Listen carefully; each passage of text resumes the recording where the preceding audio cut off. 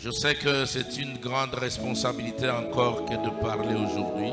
Le mercredi, la nuit, nous étions là, au jeudi matin, et nous avons eu l'occasion d'introduire notre thème annuel. C'est un verbe que nous allons beaucoup utiliser cette année, exulter. Je vous invite à l'exultation. Mon objectif, c'est de vous faire arriver au secret du cœur de Dieu. Exulter, ce n'est pas seulement sourire, mais exulter, c'est une joie qui est née en présence de Dieu et qui remplit l'âme. Donc vous comprenez que cela partira de la foi. Nous sommes sauvés par la grâce, mais au moyen de la foi. Dieu nous fait grâce. Et personne ne peut résister à la grâce de Dieu. Mais la grâce ne s'impose pas. Exulter, disais-je, est différent d'exalter. Si par exalter, il faut comprendre glorifier, louer, exulter plutôt, c'est éprouver une grande joie. Et la joie de Dieu produira ta force. Si quelqu'un t'insulte, c'est qu'il cherche et que tu te mets en colère. Quand tu te mets en colère, tu perds la joie. Mais si quelqu'un t'insulte et que tu ne fais pas attention à son insulte, tu fais échouer sa démarche. Quand il voit que tu continues à être content, il commence à se dire donc ça n'a rien fait.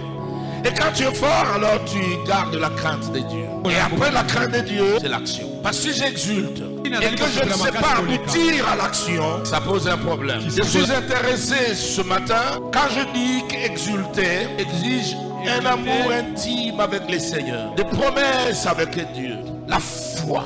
Parce que la foi te permet d'accéder au mystère de Dieu. Et quand je pensais à ça, je pensais à Abraham, qui a été appelé le père de la foi. Abraham fit confiance. Il a fait confiance à ce que Dieu lui avait dit. Je veux t'encourager à faire confiance à ce que Dieu te dit. Ça me fait couler les larmes, bien-aimés, de voir comment nous changeons dans nos décisions. Cette année, Seigneur, je ferai pour toi. Tu m'as dit, j'ai entendu, je serai une bonne femme, un bon mari, un bon frère, je serai une bonne soeur. Tu sais ce que Dieu te demande, mais tu ne lui fais pas confiance. Du coup, tu arrêtes, tu commences à faire autre chose. Pourquoi? Parce que tu ne sais pas faire confiance à Dieu. La foi commence par la confiance. Ça va dans le sens de dire, je sais que celui qui a parlé est fidèle. Anne a été stérile, Dieu passait par lui.